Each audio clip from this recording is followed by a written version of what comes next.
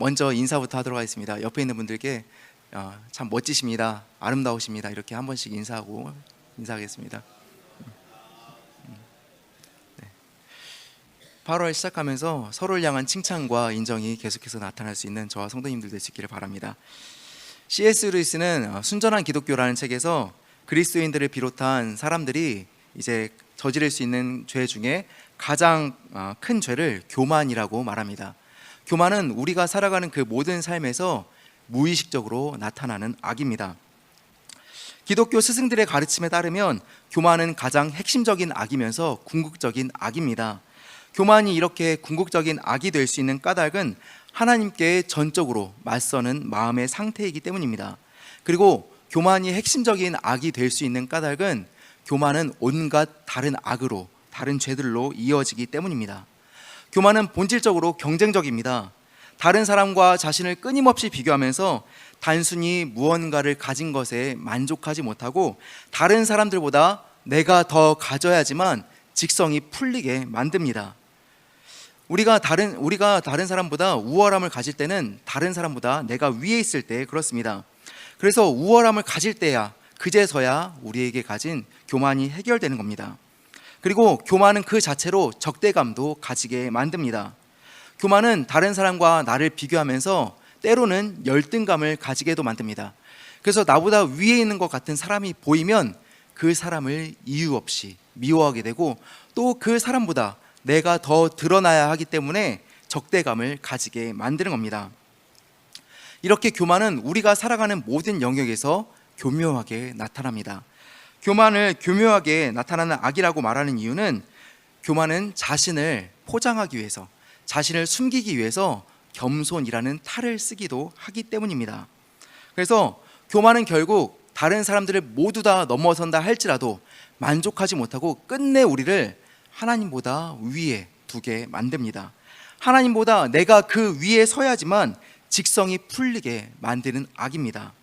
그래서 이렇게 교만은 교묘하고 또 굉장히 위험한 악이고 우리가 저지를 수 있는 가장 큰 악이라고 말씀드리는데, 이렇게 교만에 대해서 말씀드리는 까닭은 오늘 하나님께서 바벨론의 멸망에 대해서 말씀하실 때 그 원인이 교만에 있다는 것을 말씀드리기 위해서 그렇게 말씀드리고 있는 겁니다. 어제 보았던 하박국 1장은 하박국이 남유다 그 모습을 보면서, 타락한 모습을 보고 하나님께서 왜 가만히 계시는지, 또 악한 남유다를 왜 심판하지 않으시는지에 대해서 질문하는 장면으로 시작하고 있습니다. 하박국의 질문에 대해서 하나님께서는 갈대아인들을 사용하셔서 남유다를 심판하실 것을 말씀하셨습니다. 하박국은 하나님께서 하신 말씀을, 그 답을 이해하지 못했습니다. 그래서 남유다가 악해졌다고 할지라도 그보다 더 악한 갈대아인들을, 바벨론을 사용하셔서 심판하시는 것이 맞습니까? 라고 하나님께 되묻고 있는 겁니다. 그런데 여기서 하박국이 놓친 말씀이 있었습니다. 하나님께서는 분명히 바벨론의 멸망에 대해서도 말씀을 하셨습니다. 그래서 하나님께서는 그렇게 말씀하셨는데도 불구하고 하박국은 자신의 머릿속에 자신에 대한 생각, 또 판단으로 가득 차 있으니까 그 말씀을 놓친 겁니다. 오늘 본문인 하박국 2장은 하나님께서 하박국에게 하시는 응답의 말씀입니다. 먼저 2장 1절에서는 하나님의 응답을 기다리는 간절함을 파수꾼으로 묘사하면서 하나님의 응답을 기다리고 있다는 것을 보여주고 있습니다. 이렇게 기다리고 있는 하박국에게 하나님께서 말씀하시는 겁니다. 2절부터 20절까지는 하나님께서 어떻게 말씀하시는지를 기록하고 있는데, 먼저 하나님께서는 하박국에게 묵시를 주고 계십니다. 그리고 이 묵시를 달려가는 사람들도 볼 수 있을 정도로, 읽을 수 있을 정도로 확실하게 판에 기록하여 새기라고 말씀하고 있습니다. 묵시는 하나님께서 들려주시거나 보여주시는 말씀입니다. 하박국이 해야 할 일은 하나님의 묵시를 있는 그대로 전하는 겁니다. 하나님께서는 하박국에게 묵시를 판에 새기라고 말씀하십니다. 돌판이나 흙판 같은 곳에 새겨서 사람들이 모두 볼 수 있도록, 또 그 내용이 변하지 않고 모든 사람들에게 그대로 전해질 수 있도록 판에 새기라고 말씀하고 있는 겁니다. 하나님께서 이렇게 묵시를 기록하라고 말씀하시는 이유는 그 묵시가 한치의 오차도 없이 그대로 이루어질 것이기 때문입니다. 하박국이 새겨야 하는 묵시는 달려가면서도 사람들이 볼 수 있고 읽을 수 있을 정도로 분명하게 만들어야 합니다. 하박국이 새길 하나님의 묵시는 언제든지 때가 이르게 되면 반드시 이루어질 말씀입니다. 하나님의 묵시는 우리가 생각할 때 더딘 것처럼 보일지라도 더디게 이루어지는 것이 아니라 분명히 이루어질 말씀이고 또 지체되지 않고 반드시 이루어질 말씀인 겁니다. 하나님께서는 자신의 말씀을 분명히 이루실 수 있는 능력을 가지신 분이십니다. 우리가 하나님의 말씀을 읽으면서 그 말씀을 의지하는 까닭은 무엇입니까?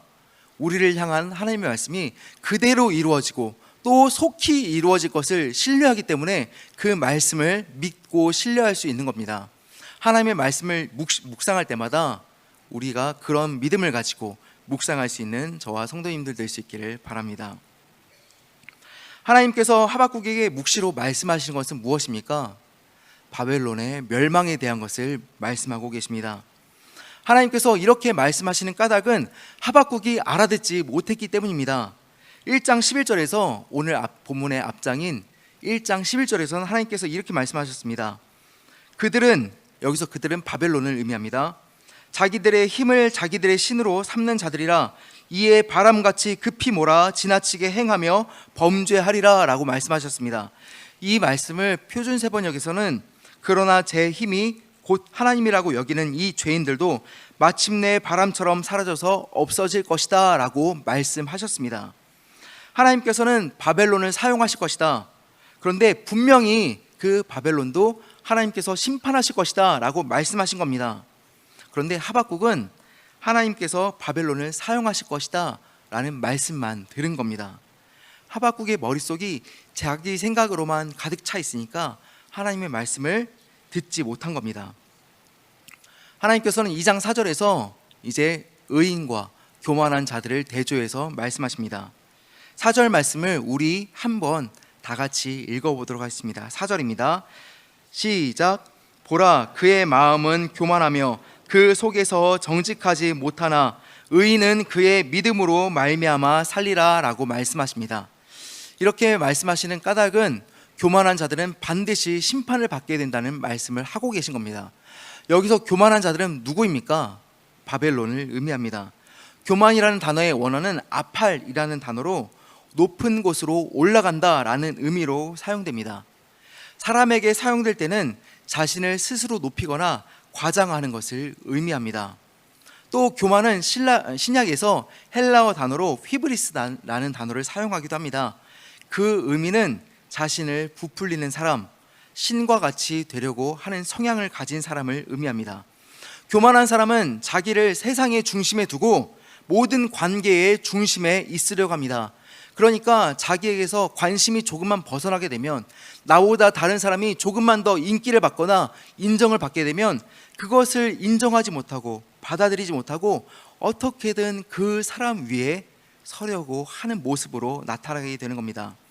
교만한 사람의 특징이 한 가지가 더 있는데, 교만은 한 사람에게만 국한되지 않고 제한되지 않고 그 세력을 계속해서 넓힌다는 겁니다.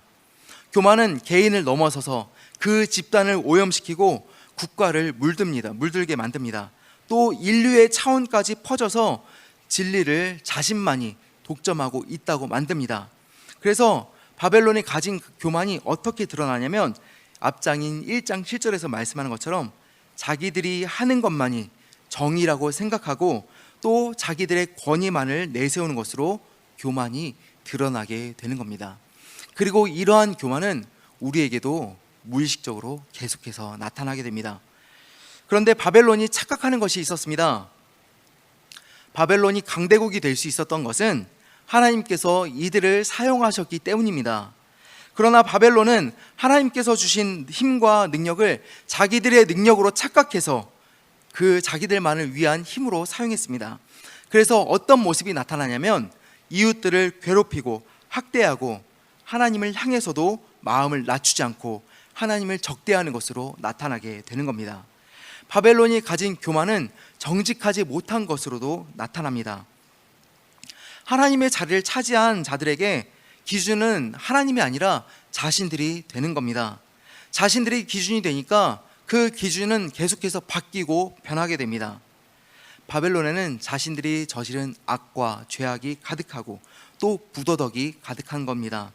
다른 나라들을 침략하면서 삶의 터전을 완전히 짓밟는 일들과 또 파괴하는 일들이 계속해서 나타나게 되는 겁니다. 이런 상태가 유지된다면, 계속해서 이어진다면 어떻게 되겠습니까? 그들이 받아야 할 것은 하나님께서 말씀하신 대로 멸망만이 나타나게 되는 겁니다. 반면에 의인은 무엇으로 살아간다고 말씀합니까? 의인은 믿음으로 말미암아 살리라 라고 말씀합니다. 믿을 만한 대상은 이 세상에 오직 한 분, 하나님뿐입니다. 그렇기에 우리가 믿을 수 있는 분은 하나님밖에 없는 겁니다. 믿음은 하나님에 대한 신실한 태도를 가지고 하나님 보시기에 의로운 삶을 살아가도록 우리를 이끌어갑니다. 또한 하나님을 향한 믿음은 다른 사람에게도 영향을 주게 됩니다. 하나님의 말씀에 순종하기 때문에 다른 사람들에게도 결코 속임수나 거짓을 행하지 않게 되는 겁니다. 하나님을 향한 믿음이 의인이 이 세상을 살아갈 때 이웃에 대해서도 신실한 모습을 가지고 살아가도록 만드는 겁니다. 그렇기에 한 사람의 의인이 속한 공동체와 또 국가까지도 그 영향을 받아서 모두가 살게 되는 일이 나타나게 되는 겁니다. 교만과는 정반대의 모습이 나타나게 되는 겁니다. 하박국이 이렇게 기록하고 있는 이유는 이 세상 가운데 모두가 교만하고 정직하지 못한 세상이라서 믿음으로는 살 수 없다, 믿음만으로는 부족하다, 믿음만으로는 안 된다 라고 할지라도 아니다, 의인은 세상과는 다르게 하나님을 믿는 믿음으로 이 세상을 살아갈 수 있다 라고 선포하고 있는 겁니다. 의인은 하나님을 신뢰하기에 하나님께서 하신 말씀이 이루어진다는 것도 믿을 수 있습니다.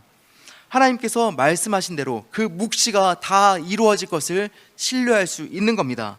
바벨론이 망할 징조가 어떤 징조가 지금 보입니까? 전혀 그렇지 않습니다. 이제 막 신흥강국으로 떠오르는 나라인데 어떤 근거로 바벨론이 망한다는 것을 알 수 있겠습니까? 그러나 하박국이 이렇게 기록하고 믿을 수 있는 것은 하나님께서 그렇게 말씀하셨기 때문입니다. 그렇게 당당하게 하박국은 의인은 믿음으로 말미암아 살리라 라고 말씀하고 있는 겁니다. 이렇게 하박국은 믿음으로 의인은 살아간다 라고 말씀하면서 이어지는 5절부터 19절까지는 바벨론의 교만함이 나타나는 5가지의 모습을 화 있을진저라는 단어로 말씀하고 있습니다.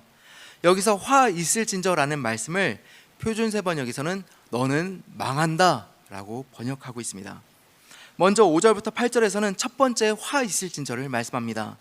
바벨론이 망하는 원인은 그들이 가진 탐욕 때문입니다. 바벨론은 물질에 대한 탐욕에 사로잡혀서 이웃 나라를 약탈하는 것으로 죄악을 저질렀고 남의 것을 긁어 모아서 부자가 되었습니다. 그렇게 될 수 있었던 것도 하나님께서 허락하셨기 때문인데 이들은 하나님을 알지 못하고 자기들의 힘을 우상으로 삼았습니다. 바벨론이 교만해진 결과는 무엇입니까? 지금까지는 자신들이 다른 나라들을 지배하고 다스리지만 나중에는 오히려 반대로 조롱당하게 된다는 것입니다. 지금까지는 다른 나라들을 억압했지만 하나님께서 정하신 때가 오면, 하나님께서 말씀하신 묵시가 이루어지면 오히려 바벨론이 약탈을 당하고 노략을 당하게 되는 처지가 될 것을 하나님께서 말씀하고 계신 겁니다. 그리고 9절부터 11절에서는 스스로 안전하다 여기며 부당한 이득을 얻은 죄를 말씀하고 있습니다.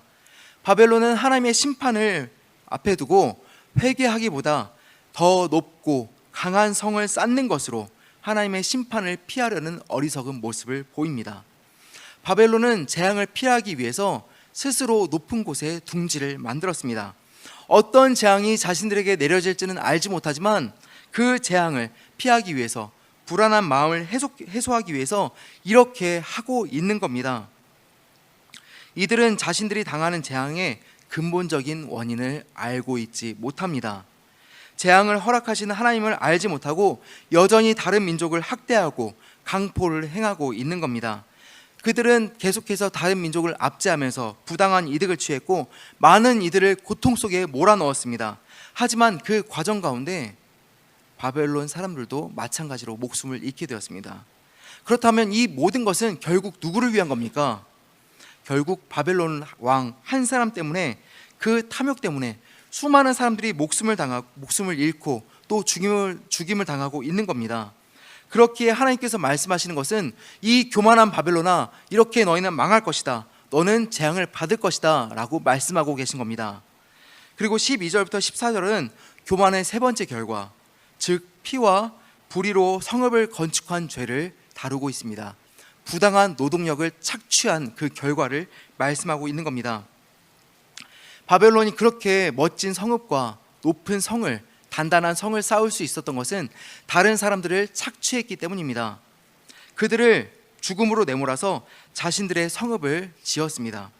하나님께서는 다른 사람을 짓밟고 부당한 노동력과 무고한 피와 땀을 흘리게 해서 자기의 이익을 채우는 사람들을 용납하지 않으십니다. 그렇기에 하나님께서는 세 번째로 바벨론에게 화 있을진저라고 말씀하고 계신 겁니다. 자신들의 영광을 위해서 쌓은 성읍은 결국 어떻게 되냐면 하나도 남김없이 다 불타게 될 것이다 라는 겁니다. 그렇게 되면 그들이 수고한 모든 것이 다 헛고생이 되고 물거품이 되는 겁니다. 그 멸망을 위해서 쌓은 그 성읍에는 무엇이 드러나겠습니까? 오직 하나님의 영광만이 드러나고 여호와의 다스리심이 온전하게 나타나게 될 것을 하나님께서 말씀하시는 겁니다. 그리고 15절부터 17절에서는 교만의 네 번째 결과, 즉 이웃을 타락시키고 폭력을 행사한 죄에 대해서 말씀하고 있습니다. 바벨론은 자기들만 방탕하게 생활하는 것이 아니라 이웃 나라들에게도 술을 먹여서 방탕하게 만들었고, 그들의 약점을 이용해서 무자비하게 폭력을 행사했습니다. 성경은 이런 행위를 하체를 드러내려 하는 자라고 비유하면서 약탈한 나라들을 바벨론이 어떻게 능욕했는지를 말씀합니다. 그러나 하나님께서는 이들이 저지른 그 모든 죄들을 바벨론이 똑같이 당하게 될 것을 말씀하고 있습니다.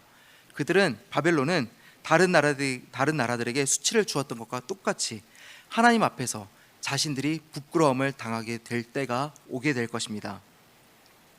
그리고 18절부터 19절에서는 교만의 다섯 번째 결과, 생명이 없는 우상을 숭배한 죄를 지적하고 있습니다. 바벨론에는 수많은 신들이 있었습니다. 마루둑이나 아슈타르, 그리고 나부와 같은 수많은 우상을 섬겼습니다. 그러나 이 우상들은 결국 무엇입니까?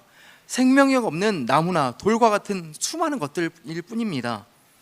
사람들은 자신들이 바라는 것을 우상에게 입혀서 그 우상에게 소원을 빌면 그 소원이 이루어질 것이라 믿었지만, 우상은 거짓 스승과 같아서 사람들을 속이고 실망시킬 뿐입니다.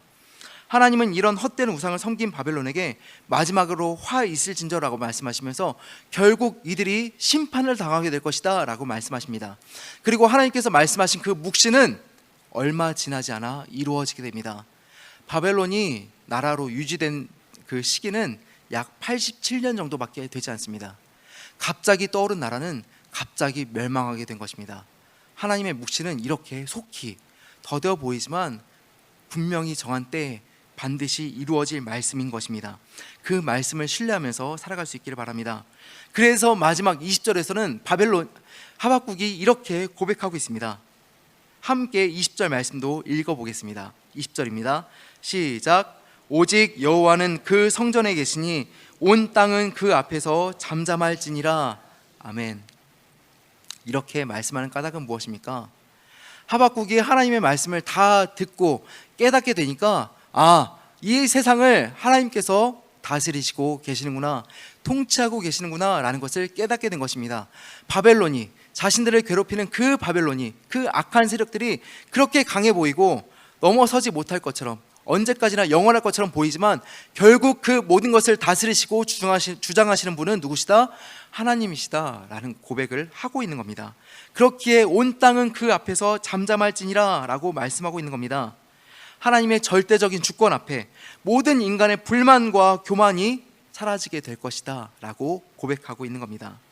이제 하박국은 자신의 생각을 내려놓고 하나님의 통치를 온전히 인정하고 순종하겠다라는 결단을 하나님께 올려드리고 있는 겁니다. 이렇게 하나님의 묵시는 바벨론의 멸망을 말씀하고 있습니다. 그런데 정말 무섭고 두려운 것은 그 하나님의 묵시가 지금을 살아가는 우리에게도 적용될 수 있다는 겁니다. 왜냐하면 우리에게도 교만한 모습이 나타나기 때문입니다. 그럼에도 불구하고 우리가 이렇게 살아갈 수 있는 것은 하나님을 향한 믿음이 있기 때문입니다. 잘못된 모습이 여전히 우리 안에 나타납니다. 하지만 그럼에도 불구하고 우리는 어떻게든 믿음으로 살아가려고 합니다. 교만한 모습이 나타날 때마다 바벨론이 저지른 그 5가지 악들이 우리에게 나타날 때마다 우리는 다시 정신을 차리고 하나님께로 돌아가면서 다시 이 삶을, 의인으로서의 삶을 살아갈 수 있게 되는 겁니다. 믿음으로 살아가는 것, 교만에서 빠져나오기 위해서 우리에게 필요한 것은 2가지입니다. 교만에서 빠져나오기 위해서 우리에게 필요한 첫 번째는 하나님을 마음의 중심에 두는 것입니다. 이번 주에 아동부 수련회가 진행되었습니다. 혹시 교회를 지나다니시면서 현수막이나 포스터에 쓰인 글귀를 보셨을까요? 아마 주의 깊게 보셨다면 이 문장을 기억하실 겁니다. 예수님이라면 어떻게 하실까라는 문장입니다. 우리의 일상 속에서 예수님이라면 어떻게 하실까? 그 문장을 늘 고민해야 하는 겁니다. 삶의 모든 영역 속에서 예수님을 우리의 삶의 중심에 두는 훈련이 필요한 겁니다. 끊임없이 주님과 교제하는 삶을 살아가야 하는 겁니다.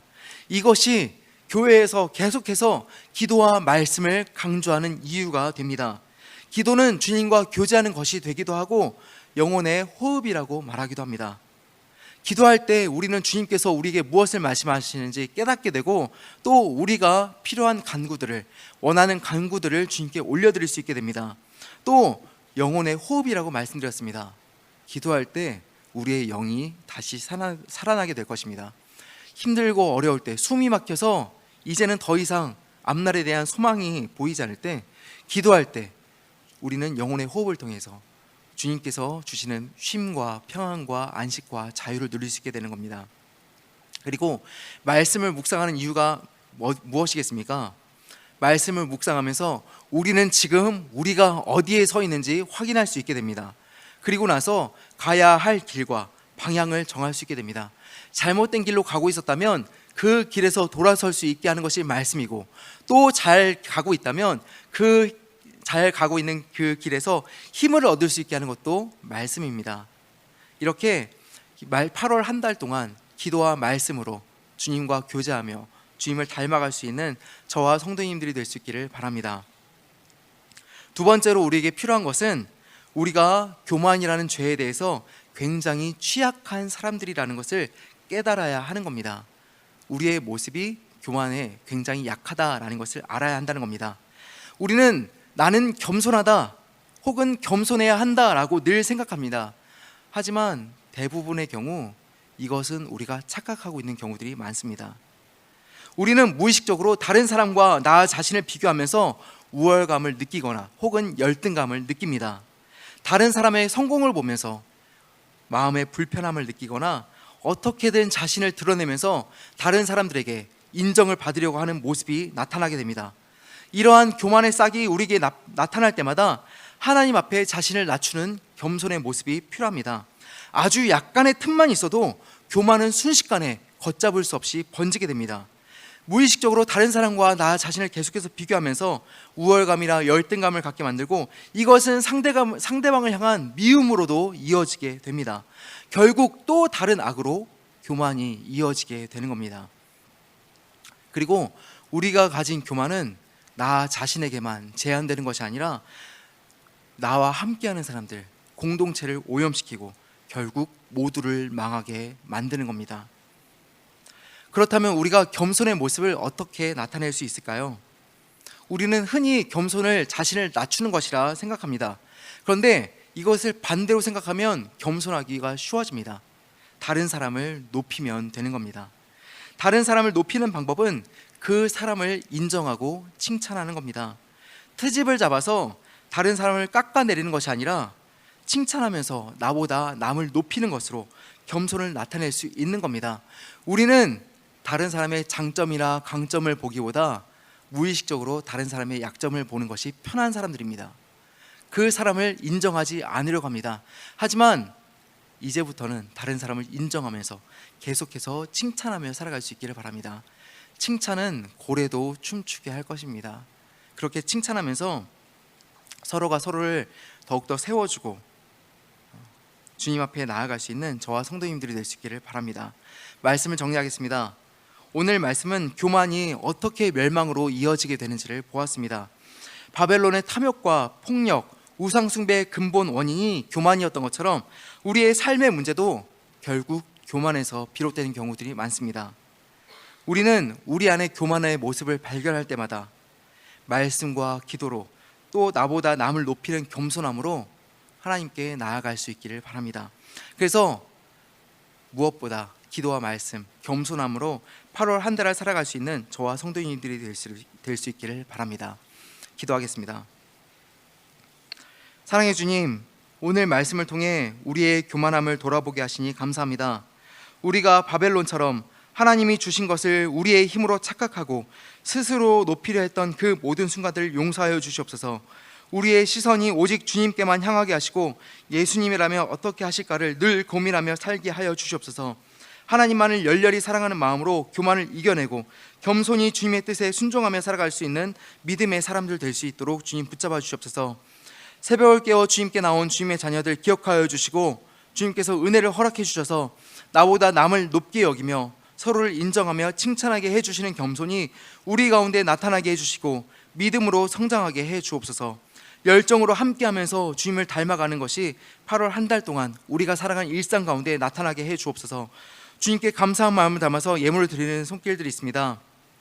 기억해 주시고 예물을 드리면서 우리가 누리는 모든 것의 주인이 주님이심을 인정하게 해주시고 드리는 예물을 기쁘게 받아주시고 감사와 그 모든 것들을 주님께 올려드리게 해주시고 예물이 쓰이는 곳마다 하나님의 영광이 나타나게 해 주옵소서. 우리 성도님들 살아가면서 재물의 부족함으로 어려움 겪지 않게 해주시고 때마다 넉넉히 채우시고 일하시는 주님의 은혜를 누리며 살게 해 주옵소서. 우리 담임 목사님 계십니다. 하나님, 담임 목사님 기억하여 주시고 건강 회복해 주셔서 하나님 이전과는 비교 없을 정도로 더 놀라운 힘과 에너지로 주님께서 맡기신 사명을 이끌어갈 수 있도록 주님 붙잡아 주시옵소서.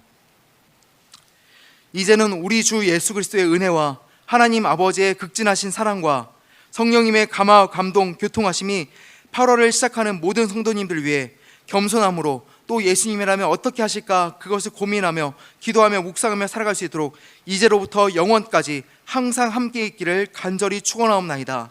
아멘.